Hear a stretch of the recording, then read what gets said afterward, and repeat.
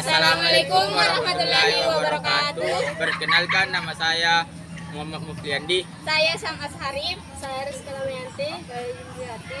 Kami dari kelompok 3 ingin menjelaskan bentuk sistem pemerintahan presiden pertama kita, yaitu IR Soekarno.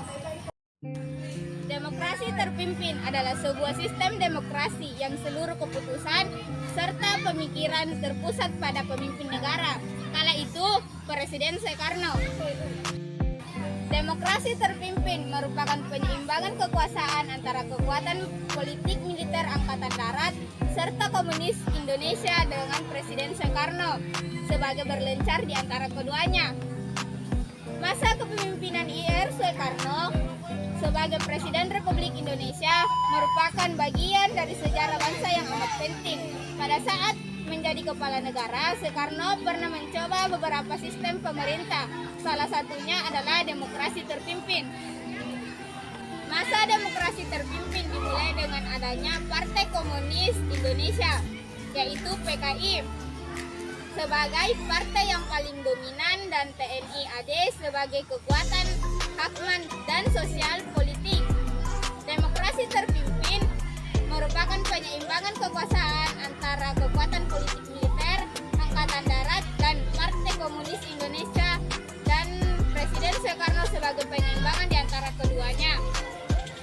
Sementara pihak yang gigih melawan PKI adalah Partai Muslim dan Partai Sosialisasi Indonesia (PSI), yang pada akhirnya dibubarkan oleh Presiden Soekarno karena gap menjadi pendukung pemberontak yang telah terjadi di daerah Sumatera dan Sulawesi.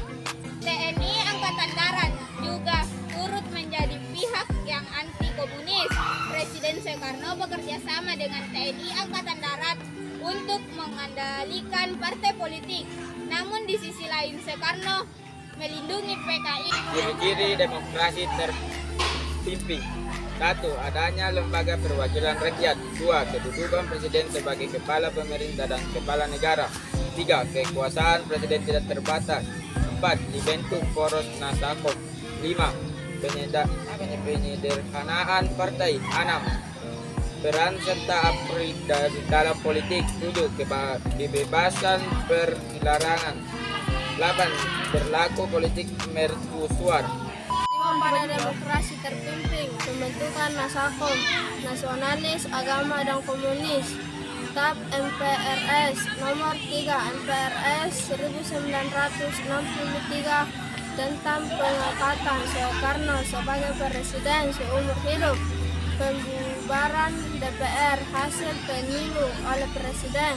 Pengangkatan ketua DPR GR MPRS menjadi menteri negara oleh presiden. Tujuan demokrasi terpimpin. Demokrasi terpimpin memiliki tujuan untuk menata ulang kehidupan politik serta pemerintahan berdasarkan UUD 1945. Namun justru terdapat banyak pelanggaran UUD 1945 pada proses pelaksanaannya.